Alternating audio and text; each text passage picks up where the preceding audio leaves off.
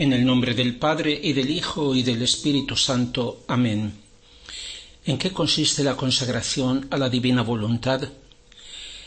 Es necesario conocer para amar. Es necesario comprender hasta dónde es posible a criaturas limitadas lo que significa consagrarse a la Santísima Virgen o a la divina voluntad. Hablemos en primer lugar de lo que es el sacrificio, la consagración, el sacerdocio. Todo lo que Dios ha hecho es perfecto, todo es sagrado y santo. En el orden primordial de la creación, todo, y en primer lugar el hombre, era sagrado, es decir, vinculado con Dios, destinado a Dios, y santo, que significa que era según el orden perfecto querido por Dios, sagrado y santo, sacrosanto. Lo contrario de sagrado es profano, profanado, o sea, privado de Dios, falsificado, desviado de la finalidad para la que ha sido creado. Desde el momento que, como dice San Pablo en la primera carta a los Corintios, capítulo 3, todo es vuestro, pero vosotros sois de Cristo y Cristo es de Dios. El pecado del hombre lo ha profanado a él mismo en primer lugar y ha profanado todas las cosas. Por eso, la creación misma espera con impaciencia la manifestación de los hijos de Dios. De hecho, ha sido sometida a la vanidad, no por su propio querer, sino por el de aquel que la ha sometido, y nutre la esperanza de ser también ella liberada de la esclavitud de la corrupción, para entrar en la libertad de la gloria de los hijos de Dios.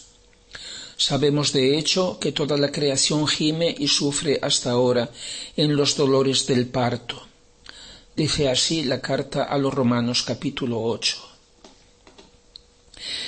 Así es evidente el significado del título que el Señor ha dado a los escritos de Luisa: El reino de mi divina voluntad en medio de las criaturas, libro de cielo.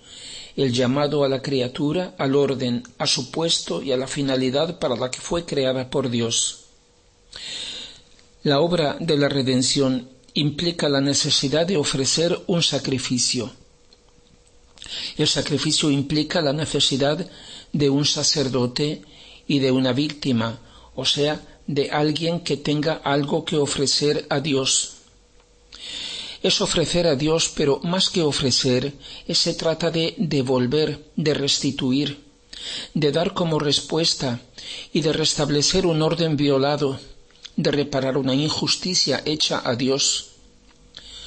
Si no hubiera habido el pecado, sin la injusticia del pecado, el ofertorio a Dios habría sido una pura correspondencia de amor, de alabanza, de gratitud. Pero con el pecado, el necesario ofrecimiento es debido también a la necesidad de reparar una injusticia, de restaurar una situación de grave desorden. El sacrificio es, por consiguiente, hacer sagrado, o sea, perteneciente a Dios, lo que ha sido hecho profano por el pecado, desviado de la voluntad de Dios. Y lo que se ofrece es una víctima. Y así como el sacrificio puede ser, según el motivo por el que se ofrece, holocausto, sacrificio expiatorio, sacrificio de comunión, de acción de gracias, etc.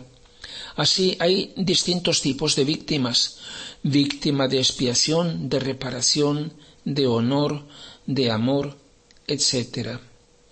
Son los diferentes oficios a los que pueden ser destinadas. Después del pecado, el hombre instintivamente empezó a ofrecer a Dios sacrificios y hostias pacíficas, privándose de algo suyo, de alguna cosa importante, significativa, de lo que para él era más precioso. ¿De qué forma? Destruyéndola para él, en especial mediante el fuego, para que no quedara nada para él. Y en este caso se trataba de un holocausto o de un sacrificio de expiación, o bien destruyéndola solo en parte, es decir, una parte la ofrecía a Dios y otra parte, tratándose de un animal, dejándola para él, para comerla, y de este modo era un sacrificio de comunión con Dios, compartir con Dios lo que nutre y sirve para la vida. En un determinado momento de la historia de las relaciones del hombre con Dios, aparece la figura de Melquisedec, rey y sacerdote del verdadero Dios, que ofrecía a Dios pan y vino, o sea, el alimento humano pacífico, y le dio también a Abraham como signo de comunión sagrada, bendiciéndolo. Pero Dios no busca nuestras cosas, es Él quien nos las da. Dios nos quiere a nosotros, quiere eso nuestro que se reveló a Él, eso que arrastró al hombre y con el hombre a toda la creación al desorden y al abominio de la profanación. Dios quiere nuestra libre voluntad. Dice en el profeta Miqueas: ¿con qué me presentaré al Señor y me postraré ante Dios Altísimo? ¿Me presentaré a Él con holocaustos, con terneros de un año? ¿Agradarán al Señor miles de corderos y torrentes de aceite a miríadas? ¿Le ofreceré tal vez a mi primogénito en cambio de mi culpa, el fruto de mis entrañas por mi pecado? Hombre, se te ha enseñado lo que es bueno y lo que el Señor te pide, que practiques la justicia, que ames la piedad, que camines humildemente con tu Dios. ¿Qué víctima ha de ofrecer el sacerdote a Dios en reparación de la injusticia cometida? En Cristo se manifiesta la identificación del sacerdote y la víctima. Lo dice la carta a los Hebreos: por un espíritu eterno se ofreció a sí mismo inmaculado a Dios. ¿Y de qué manera? Lo dice siempre la carta a los Hebreos. Entrando en el mundo, Cristo dice: tú no has querido ni sacrificio ni oferta, sino que un cuerpo me has dado. No has aceptado holocaustos ni sacrificios por el pecado. Entonces he dicho, porque de mí está escrito en el volumen del libro: heme aquí que vengo para hacer, oh Dios, tu voluntad. Después de haber dicho: no has querido y no has aceptado ni sacrificios ni ofertas, ni holocaustos, ni sacrificios por el pecado, todas esas cosas que se ofrecen según la ley, añade: heme aquí que vengo para hacer tu voluntad. Así ha abolido el primer orden de cosas para establecer el segundo. Y precisamente es por esa voluntad por la que hemos sido santificados, mediante el ofrecimiento del cuerpo de Cristo hecho de una vez para siempre. También el discípulo de Cristo, el cristiano, debe ofrecerse a sí mismo a Dios. Lo dice San Pablo en la carta a los Romanos: os exhorto, hermanos, por la misericordia de Dios, a ofrecer vuestros cuerpos como sacrificio viviente, santo y agradable a Dios. Ese es vuestro culto espiritual. Es un sacrificio viviente. No se trata de matar el propio cuerpo, de inmolarse a sí mismo, porque es un culto espiritual, no material.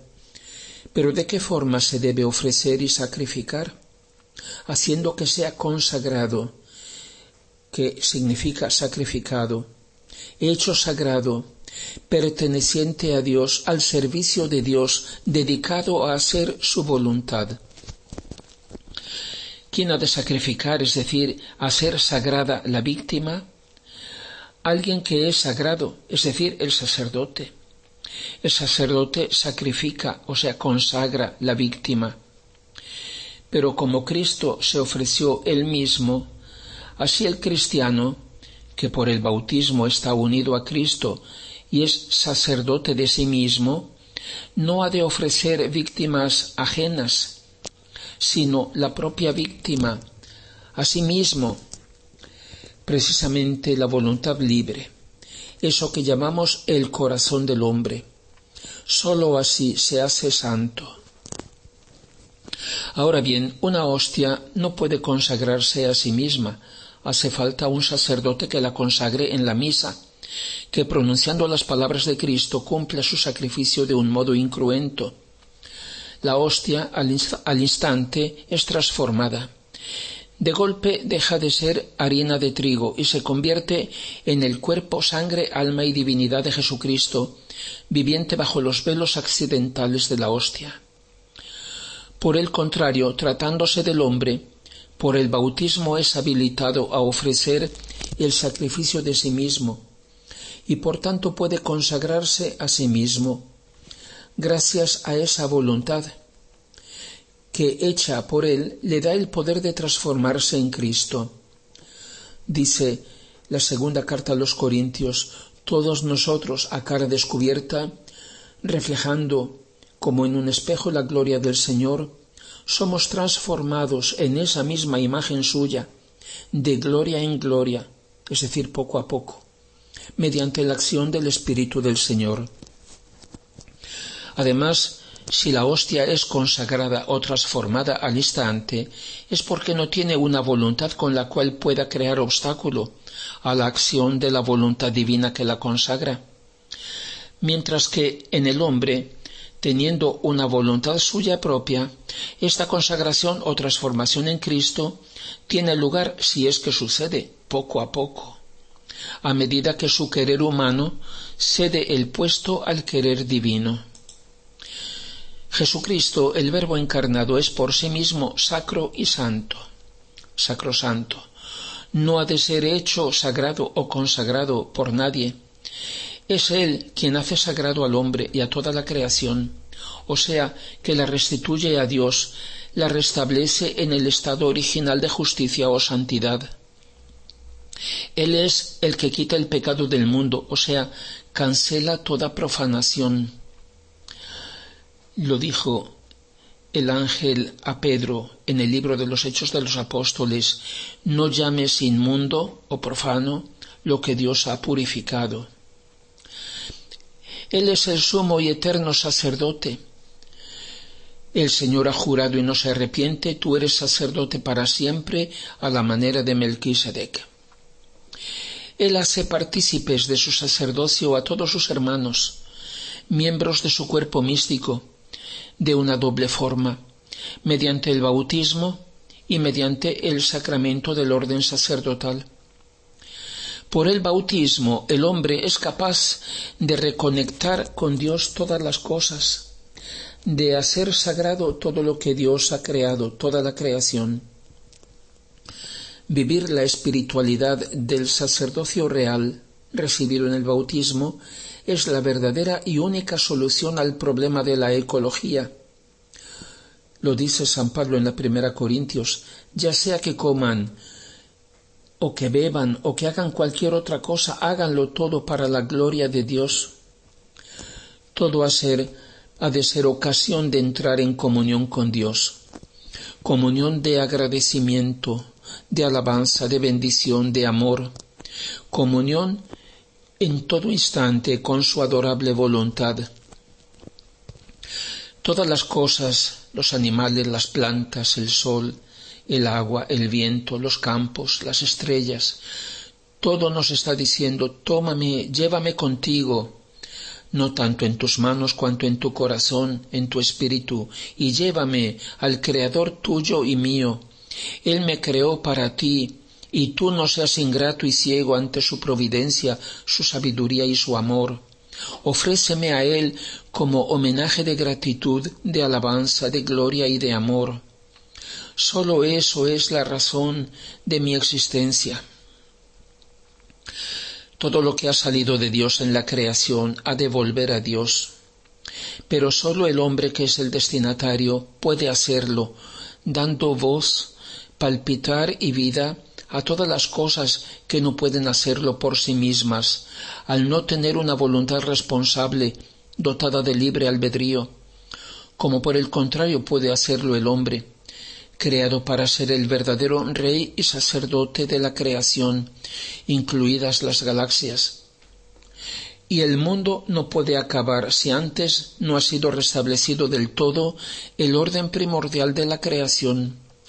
Cada cosa del mundo y de la vida humana tiene que ser restaurada en Cristo, es decir, en la voluntad divina. no podrá llegar el fin del mundo, sino después de que el último Hijo de Dios haya dado su homenaje de correspondencia al Creador con un te reconozco, te adoro, te alabo, te bendigo, te amo, por cada cosa creada. Sólo así todo volverá a Dios. Será como dice con su lenguaje pintoresco el profeta Zacarías: en aquel tiempo hasta en los cascabeles de los caballos se verá escrito: consagrado al Señor, y las calderas en el templo del Señor serán como los cálices que hay ante el altar. Es más, todas las ollas de Jerusalén y de Judá serán sagradas para el Señor, Rey de los ejércitos, y cuantos quieran ofrecer sacrificios vendrán y las usarán para cocer las carnes. En aquel día no habrá ni siquiera un cananeo, o sea, un mundano, en la casa del Señor de los ejércitos.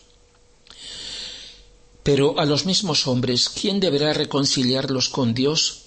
¿Quién puede hacerlos sagrados y santos? Otro hombre, como dice la carta a los Hebreos, tomado o elegido por Dios de entre los hombres, es constituido por el bien de los hombres en las cosas que se refieren a Dios, para ofrecer dones y sacrificios por los pecados. Es el sacerdote ministerial, que llega a serlo mediante la imposición de manos de un obispo, sucesor de los apóstoles, los primeros sacerdotes del Nuevo Testamento, es decir, mediante otro sacramento, el orden sagrado o sacerdotal. Los sacerdotes del Antiguo Testamento, de la tribu de Leví, como Aarón, se transmitían el sacerdocio de padre a hijo. Los del Nuevo Testamento, que llegan a serlo por la participación al sacerdocio de Cristo, es porque son llamados por Dios. Es Dios el que llama a la vez por dentro, en la conciencia, y por fuera, mediante la autoridad de la Iglesia.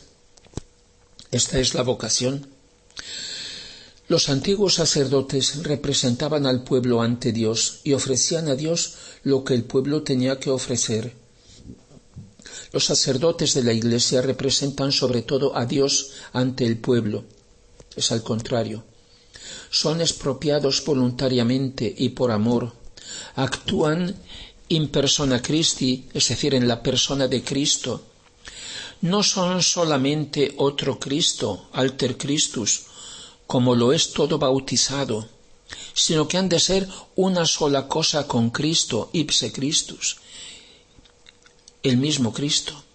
Por eso pueden ofrecer a sus hermanos las cosas de Dios, el camino, la verdad, la vida misma de Dios. Pueden ofrecerles la luz, la consolación, el perdón, la salvación, el mismo Señor. Y como Cristo son llamados a tener un pequeño cuerpo místico dentro del grande cuerpo místico que es la Iglesia.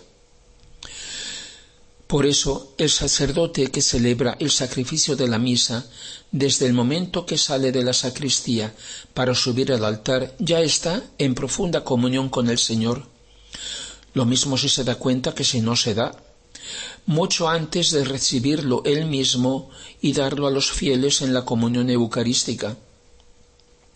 Desde el primer momento está tan unido a Cristo y así debería estar identificado en todo, 24 horas al día, que puede, por tanto, decir en un determinado momento: esto es mi cuerpo, este es el cáliz de mi sangre.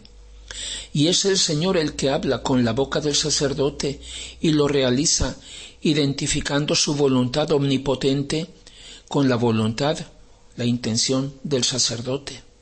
Una identificación de dos voluntades en un solo querer, que por tanto es divino, ejemplo y modelo de lo que ha de ser nuestra consagración a la divina voluntad. Considero que esto sea el más profundo motivo del celibato del sacerdote, que la Iglesia Católica considera un valor no negociable, sin con eso criticar ciertas situaciones particulares, excepcionales, de sacerdotes casados sucesivamente, ordenados sacerdotes, no antes, en lugares en los que por razones históricas la Iglesia lo admitió, como es en el rito oriental. Entrega quiere decir encomendar a alguien o algo a una persona, poniéndola en sus manos para que disponga libremente y pueda hacer lo que quiera de ella. Equivale a ofertorio, pero añade el motivo de confianza. Es lo que expresaba el lema del Papa Juan Pablo II, y antes que él es también el lema de Jesucristo: Totus tuus, todo tuyo, oh María. Es el testamento de amor que desde lo alto de la cruz hizo Jesús agonizante, dándonos como hijos a su madre. Eso es la entrega. La consagración significa hacer sagrada una persona o cosa, perteneciente o dedicada a Dios y por lo tanto no más destinada a uso profano o extraño a Dios. Ya lo hemos dicho. En este sentido, consagrar equivale a sacrificar y a santificar. La consagración significa también transformación. El ejemplo máximo de consagración es lo que tiene lugar en la misa. El pan y el vino, primero ofrecidos a Dios, son consagrados por Él, o sea, transformados sustancialmente. Transustanciados, dice la Iglesia, en el cuerpo, sangre, alma y divinidad de Jesucristo. Dejan de ser pan y vino, aunque conserven sus accidentes, es decir, los elementos accidentales, forma, color, aspecto físico y químico. Se convierten en Cristo, presente con la plenitud de su ser y de su vida entera, para darse a nosotros y transformarnos en Él en la medida que se lo permitimos.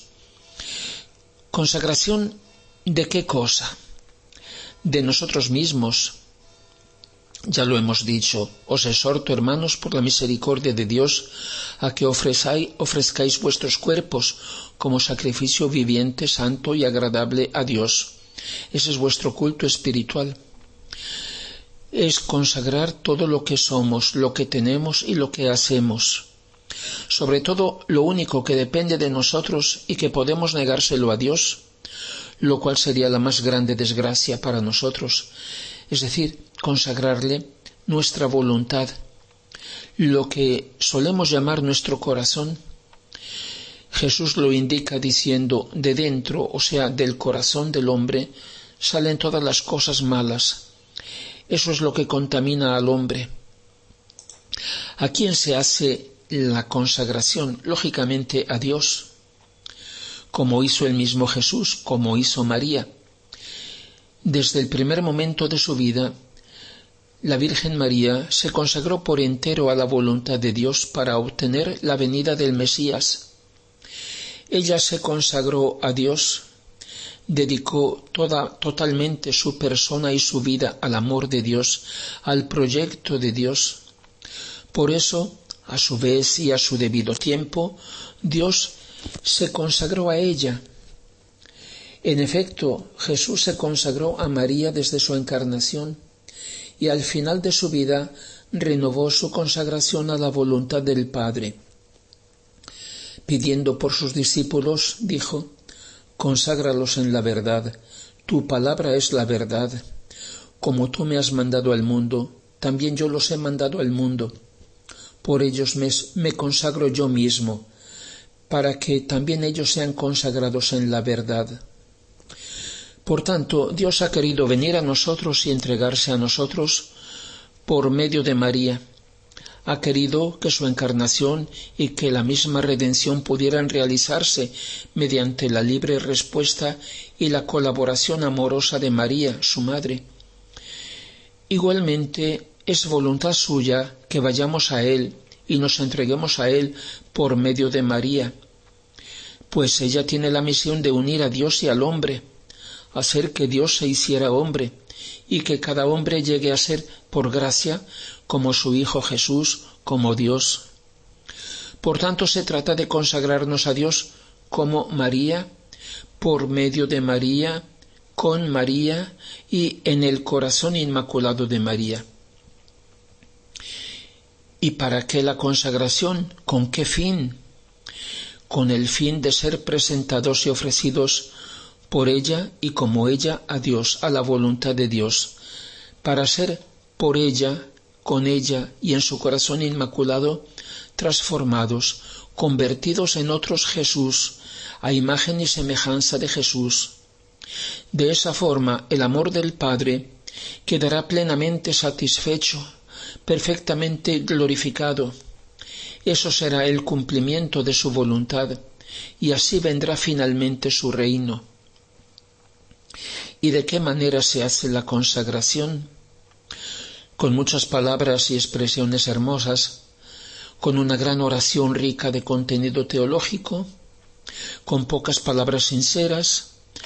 Todo eso puede ser útil y precioso, pero lo importante es que sea con la mente en la medida que se comprende y con el corazón en la medida que se desea y se quiere.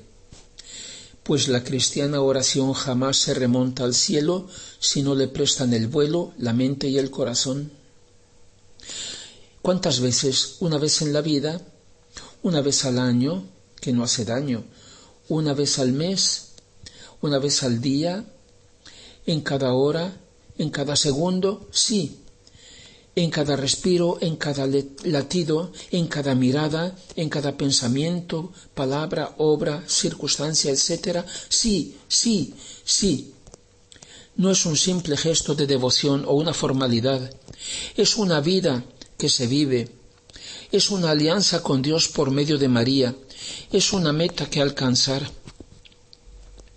La consagración quedará cumplida y del todo realizada solamente en el momento en que entremos en el cielo.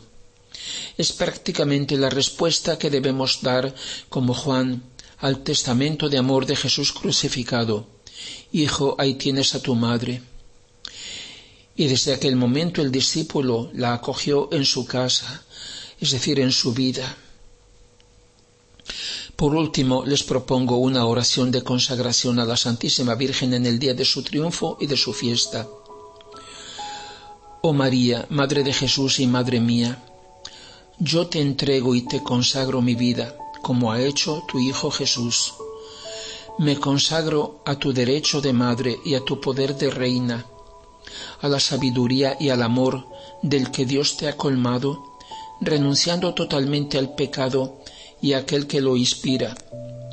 Te entrego a ti mi ser, mi persona y mi vida, y especialmente mi voluntad, para que tú la conserves en tu corazón materno inmaculado y la ofrezcas al Señor junto con el sacrificio que tú hiciste de ti misma y de tu voluntad. En cambio, enséñame a hacer como tú la voluntad divina, a darle vida en mí y a formar mi vida en ella. Dios te salve María, llena eres de gracia, el Señor es contigo. Bendita tú eres entre todas las mujeres y bendito es el fruto de tu vientre Jesús. Santa María, Madre de Dios, ruega por nosotros pecadores, ahora y en la hora de nuestra muerte. Amén.